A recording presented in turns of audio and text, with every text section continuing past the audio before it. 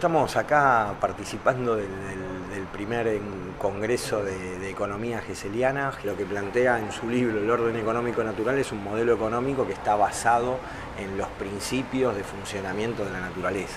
La propiedad de la tierra pública,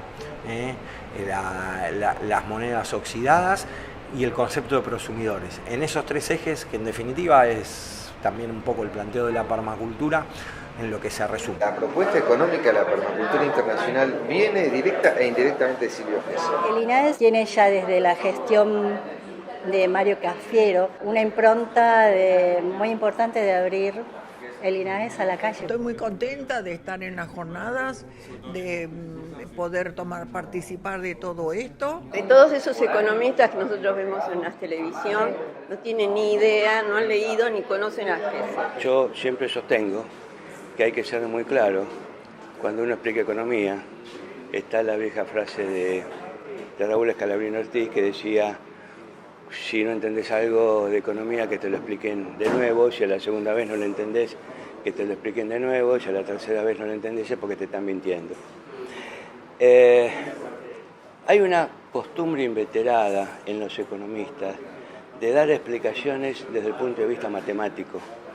Es decir, nos quieren explicar la economía utilizando ecuaciones diferenciales, derivadas e integrales, porque se quieren mandar la parte de que la economía es una ciencia misteriosa y oculta, de que solo ellos la entienden. Y yo creo que cuando leo un artículo de un economista que me aparece con cálculo diferencial e integral, me está mintiendo. La economía es una ciencia social, no es una ciencia exacta.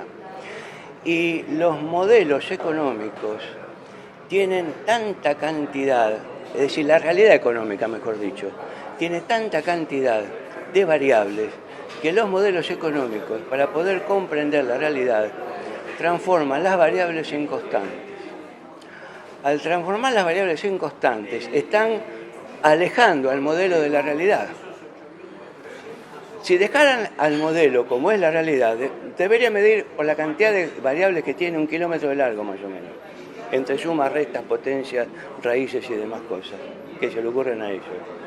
Entonces, no es la realidad la que tiene que adaptarse a los modelos de los economistas, sino que son los modelos de los economistas los que deben adaptarse a la realidad. Y además hay que decir otra cosa más. Cuando los economistas proponen algo, tienen que saber que su propuesta no es válida para cualquier tipo de escenario.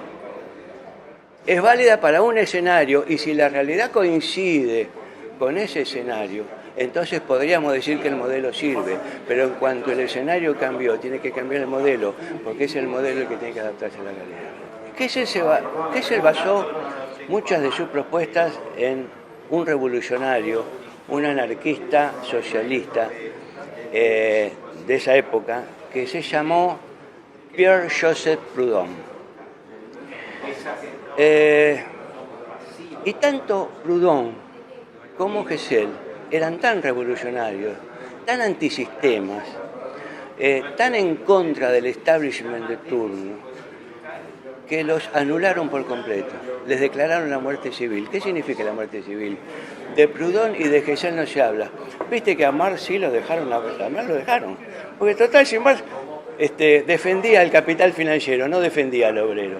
Porque quien defiende el capital financiero no puede nunca defender al obrero. Porque el capital financiero le expolia la plusvalía, en términos marxistas, al capitalista industrial. Y si el capitalista industrial, como dice Marx, se la expolia al obrero, entonces por carácter transitivo es el financista el que le expolia al obrero. Entonces Marx no defendía al obrero. Marx era un embaucador. Para interpretar a Gesell hay que darse cuenta de una cosa. Gesell analizó toda su teoría en un modelo económico que era el modelo de convertibilidad, como en los 90 en Argentina. Bueno, en la época de Gesell era el modelo de Cavallo de los 90 en Argentina. Patrón oro con cambio fijo. Y eso arruina la economía, porque depende de la cantidad de oro que haya en el Banco Central. ¿Qué pasa si se secan las reservas, las minas de oro? Gesell explicó una vez por qué se cayó el Imperio Romano. Si vos vas a los libros de historia, te dice que el Imperio Romano se cayó porque entraron los bárbaros y destruyeron Roma. Sí, pero no es tan así. El Imperio Romano se cae porque existía el patrón oro. Y como se secaron las minas de donde sacaba el oro para acuñarlo en moneda y pagarle a los mercenarios romanos, entonces los mercenarios romanos, tal vez por algún sindicalista, por algún Hugo Moyano de aquella época, se empezaron a quemar neumáticos, ¿no es cierto? Y hicieron huelga de brazos caídos. Si los soldados hacen huelga de brazos caídos, los bárbaros entran en Roma. Entonces nadie te explica los libros, eso sí lo explica Gesell. Gesell te dice, el Imperio Romano se cae porque se acabó el oro para pagar a los mercenarios. Es decir, que el Imperio Soviético, el Imperio Comunista Soviético, la vieja URSS, se cae sin disparar una sola bala y sin derramar una sola gota de sangre. Significa que era un títere movido por alguien que le era superior. Entonces, al capitalismo y al comunismo lo gobernaba una sola, digamos, actividad económica, la del capitalismo financiero. La charla mía versó fundamentalmente sobre las relaciones entre economía y finanzas. Ahí hay un equívoco muy grande. La gente no tiene la culpa, confunde economía y finanzas cuando son dos cosas diferentes. Son dos mundos distintos y se rigen por lógicas contrarias. Cuando hablamos de economía nos referimos a la economía física o real, hablamos de inversión, hablamos de producción, de comercialización de bienes y servicios. Cuando hablamos de finanzas, en cambio, estamos hablando esencialmente del arbitraje entre alternativas que en definitiva mueren en alternativas entre tipo de cambio y tasa de interés. Eso hoy en día está llevado al paroxismo en el sistema financiero internacional porque al existir una libre movilidad de capitales se produce lo que se llama especulación sobre la base de la paridad del interés. La paridad del interés es una combinación entre la tasa de interés local que rige en un país y el tipo de cambio. Es el ejemplo típico de cómo se está saqueando la Argentina. ¿Por qué? Porque la Argentina paga las tasas de interés más altas del mundo. Están en el orden del 42% por las LELIQ del Banco Central y el orden del 44-45% en las letras y bonos de la Tesorería Nacional. Son las tasas de interés más altas del mundo. Es una locura. Por eso hay una confusión, porque esas tasas de interés acá son negativas con respecto a la inflación. Pero al inversor, especulador y extranjero no le preocupa la inflación local, le preocupa cuál es la relación de tipo de cambio. Entonces, el año pasado la inflación fue el 51%, pero la devaluación fue el 22%, fue menos de la mitad, lo cual quiere decir que el capital financiero duplicó la rentabilidad de sus inversiones ya especulativas, a un nivel donde en el mundo, en Europa, se pagan tasas de interés negativas, es decir, uno pierde dinero por poner interés, y las tasas están por el piso hace 2 años.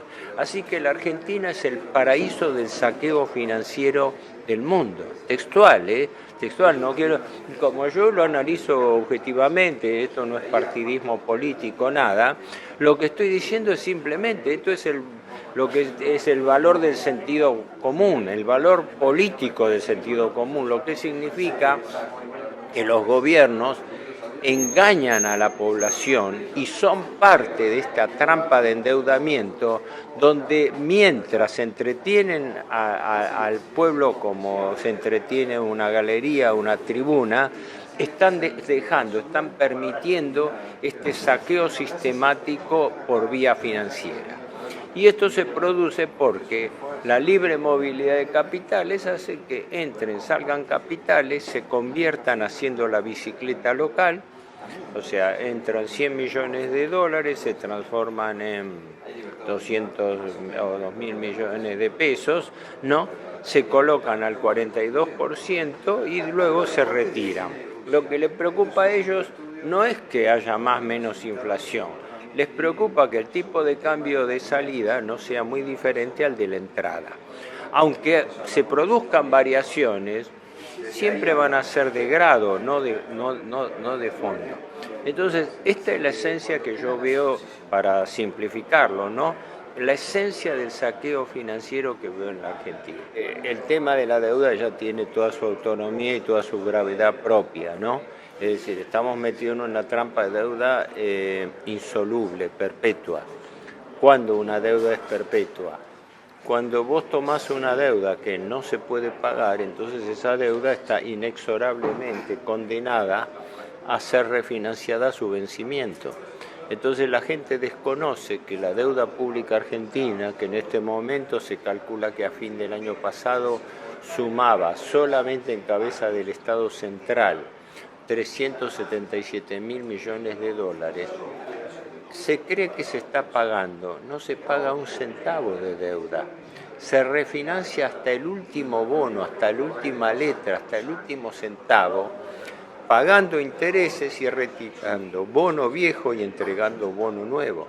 Incluso este acuerdo que se acaba de firmar, un acuerdo de rendición abierta con el Fondo Monetario Internacional, aceptando todas sus exigencias, no tiene por finalidad pagar nada, tiene por finalidad a cancelar el stand-by de Macri con todas sus irregularidades, convalidarlo a costa de tomar un préstamo nuevo equivalente que lo único que le permite es patear un poco más para adelante, es decir, alargar, prolongar el cumplimiento de esas obligaciones, pero no reducirla.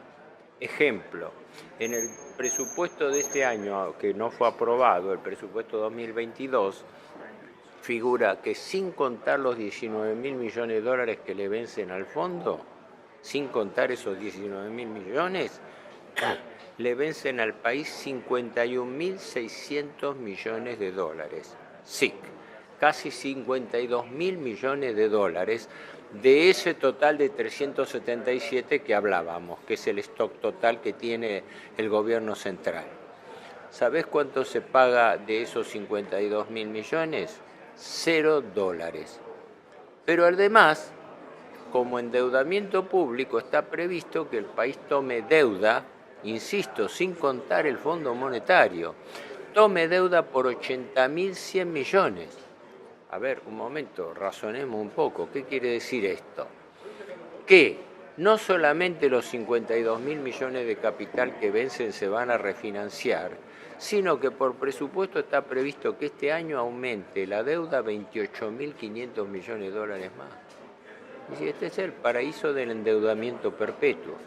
Bueno, todo esto viene a cuento de qué significa entrar en una trampa financiera. Por eso la primera aclaración que yo decía es que si no se entiende que economía y finanzas no son la misma cosa, y que la finanza está estrangulando la economía, la finanza está matando la economía, la Argentina no tiene alternativa de salida. Todos los días escuchamos que los economistas del establishment se rajan las vestiduras diciendo el país está emitiendo dinero y omiten completar la frase, porque el dinero que emite el Banco Central por una ventanilla lo absorbe por la otra, colocando LELIQ y pases pasivos por los cuales paga tasas de interés que van, en el caso de las LELIQ, el 42% anual.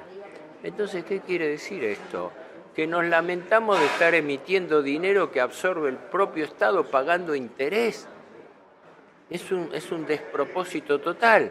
O sea, nos lamentamos de emitir dinero que el gobierno lo emite por una ventanilla del Banco Central y lo rescata por la otra pagando interés. Es el absurdo total.